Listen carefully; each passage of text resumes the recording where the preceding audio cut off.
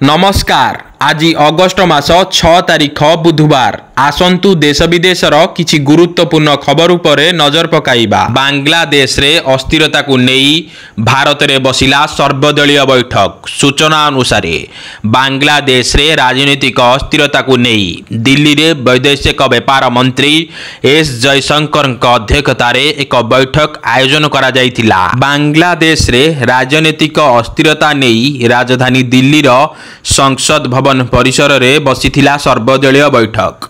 बैठक रे सामिल होइथिबा सबु दलर नेता मानंकु बांग्लादेश रो स्थिति संपर्क रे अवगत कराइथिले वैदेशिक व्यापार मंत्री एस जयशंकर।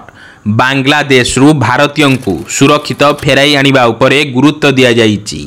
एहा सह विदेश मंत्री एस जयशंकर कहिचंती शेख हसीना को नहीं कोनोसी निष्पत्ति होई नाही। एई बैठक रे इंडी मेंटर नेतांक समेत विरोधी दल नेता राहुल गांधी और मल्लिकार्जुन खड़गे सामिल होइथिले। बांग्लादेश रे थिबा 8000 छात्र छात्री भारत फेरिथिबा बेले अन्य भारतीयंकु सुरक्षित उद्धार नहीं गुरुत्व दिया जाइथिला। परवर्ती खबर, ब्रिटेन यात्रा करुथिबा भारतीयंक पई सतर्क सूचना जारी। लंडन रे थिबा भारतीय उच्चायुक्त भारतीय नागरिकों पई परामर्श जारी करिसंती। ब्रिटेन यात्रा करुथिबा भारतीय नागरिकों को देश भ्रमण समय रे सतर्क रहिबा पई अनुरोध करा जाइछि। भारत रु आसुथिबा पर्यटक मानंकु स्थानीय सुरक्षा एजेंसी द्वारा जारी करा जायथिबा सूचना एवं परामर्श पालन करिया पई कुहा जाइछि। जेउ अंचल रे विक्षोभ चलीछि सेठारु दूरे रहिया पई परामर्श दिया जाइछि। भारतीय उच्चायुक्त सेठारे स्थिति उपरे नजर रखिचंती। परवर्ती खबर, ओडिशा बाजार रे नाही कि आलू पुणी काहींकी बढ़िला आलू दर। पुणी राज्य रे आलू संकट देखा जाइछि। आलू दर आकाश छुआ होई जाइछि। आलू को नहीं एबे मध्य टेंशन लगी रहिछि। कटक और भुवनेश्वर रे आलू गोदाम रे आलू नाही। फल रे ट्विन सिटी रे आलू केजी दिन रे 20 रु 25 टंका बढ़ी जाइछि। बाजार रे आलू मिलु नथिला बेले कां भां केउठी आलू अछि ताहार किलो 60 टंका रे मध्य बिक्री होतिबा देखिबा पई मिलुछि। पश्चिम बंग एबे मध्य आलू गाड़ी ओडिशा को छाडु नथिबा बेले उत्तर प्रदेश आलू रो दाम अधिक थिबा बेले चाहिदा नाही। एहा सह उत्तर प्रदेश रु आवश्यक मुताबक आलू गाड़ी राज्य रे ठीक समय रे पहुंची पारुनी। एहार सीधा प्रभाव बाजार उपरे पडुची। फेरिबा एक राजनीतिक खबर को, बिजु जनता दल तथा राज्यसभा इस्तफा देइथिबा ममता महंत बीजेडी नेता प्रणव प्रकाश दास ओरफ बबिंक नारे बड़ अभियोग आनिचंती। दल भितरे तांकु अणदेखा करा जिबा सहित राज्यसभा काढ़ी देवा पई कुहा जाइथिला।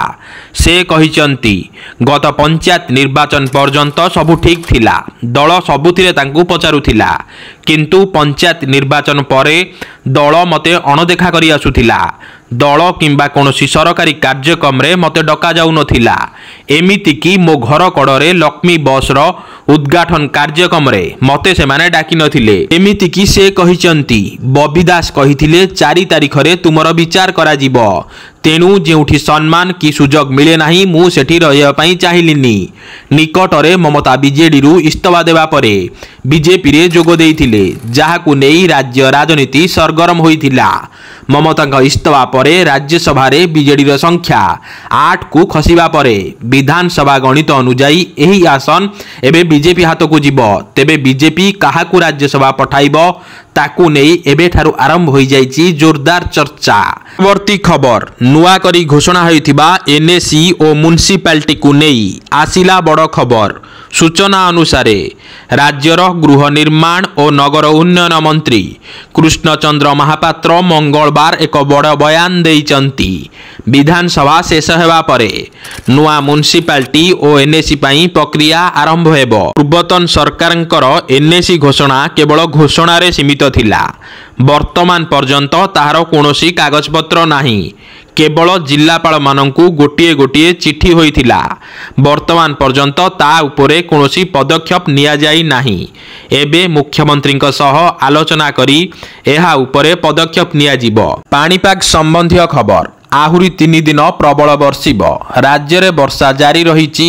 କିଛି ସ୍ଥାନରେ ପ୍ରବଳରୁ ଅତି ପ୍ରବଳ ବର୍ଷା ନେଇ ପାଣିପାଗ ବିଭାଗ ପୂର୍ବାନୁମାନ କରିଛି। ପରବର୍ତ୍ତୀ ଖବର, ରାଜ୍ୟର 75,000 କିଲୋମିଟର ରାସ୍ତାକୁ ବିଶ୍ୱସ୍ତରୀୟ ରାସ୍ତାରେ ପରିଣତ କରିବା ନେଇ ସରକାରୀ ସ୍ତରରେ ପଦକ୍ଷେପ ଗ୍ରହଣ କରାଯାଇଛି। ରାଜ୍ୟ ଉନ୍ନୟନ କମିଶନର ଅନୁ ଗର୍ଗଙ୍କ ଅଧ୍ୟକ୍ଷତାରେ ଅନୁଷ୍ଠିତ ବୈଠକରେ ଏହି ନିଷ୍ପତ୍ତି ନେଇ ବିସ୍ତୃତ ଆଲୋଚନା ହୋଇଛି। ଆଗାମୀ 5 ବର୍ଷ ମଧ୍ୟରେ ଏହି ରୂପାନ୍ତରଣ କାର୍ଯ୍ୟ ସମ୍ପାଦନ କରିବା ପାଇଁ ନିଷ୍ପତ୍ତି ନିଆଯାଇଛି। ପୋଲାଭରମ ପ୍ରକଳ୍ପ ନିର୍ମାଣ ପରେ କ୍ଷତିଗ୍ରସ୍ତ ଅଞ୍ଚଳ ବୁଲିବେ ବିଜେଡି ଟିମ୍। ଏ ନେଇ ଏକ ଟିମ୍ ଗଠନ କରିଛନ୍ତି ବିଜେଡି ସଭାପତି ନବୀନ ପଟ୍ଟନାୟକ। ଅତନୁ ସବ୍ୟସାଚୀ ନାୟକଙ୍କ ଅଧ୍ୟକ୍ଷତାରେ ଟିମ୍ ଗଠନ ହୋଇଥିବା ବେଳେ ଏଥିରେ ଦେବୀ ପ୍ରସାଦ ମିଶ୍ର, ପ୍ରଦୀପ ମାଝୀ, ଭୃଗୁବଶୀ ପାତ୍ର ଓ ସ୍ଥାନୀୟ ଅଞ୍ଚଳର ନେତାମାନେ ରହିଛନ୍ତି। ମାଲକାନଗିରି ମୋଟୁ କ୍ଷତିଗ୍ରସ୍ତ ଅଞ୍ଚଳ ପରିଦର୍ଶନ କରି ସଭାପତିଙ୍କୁ ରିପୋର୍ଟ ପ୍ରଦାନ କରିବେ। ସୂଚନା ଅନୁସାରେ କେନ୍ଦ୍ରୀୟ ବଜେଟ୍ରେ ପୋଲାଭରମ ପ୍ରକଳ୍ପକୁ ଗୁରୁତ୍ୱ ଦିଆଯାଇ ଆନ୍ଧ୍ରକୁ ସହାୟତା ଦେବା ନେଇ ଉଦ୍ବେଗ ପ୍ରକାଶ ପାଇଥିଲା। ପ୍ରକଳ୍ପ କାମକୁ ଶୀଘ୍ର ସାରିବା ପାଇଁ କୁହାଯିବା ପରେ କଂଗ୍ରେସ ଓ ବିଜେଡି ଏ ନେଇ ପ୍ରଶ୍ନ ଉଠାଇଛନ୍ତି। ଏହି ପ୍ରକଳ୍ପ ସମ୍ପୂର୍ଣ୍ଣ ହେଲେ ଓଡ଼ିଶାର ଅନେକ ଅଞ୍ଚଳ ଜଳମଗ୍ନ ହେବ ବୋଲି ଅଭିଯୋଗ କରିଛନ୍ତି ବିରୋଧୀ।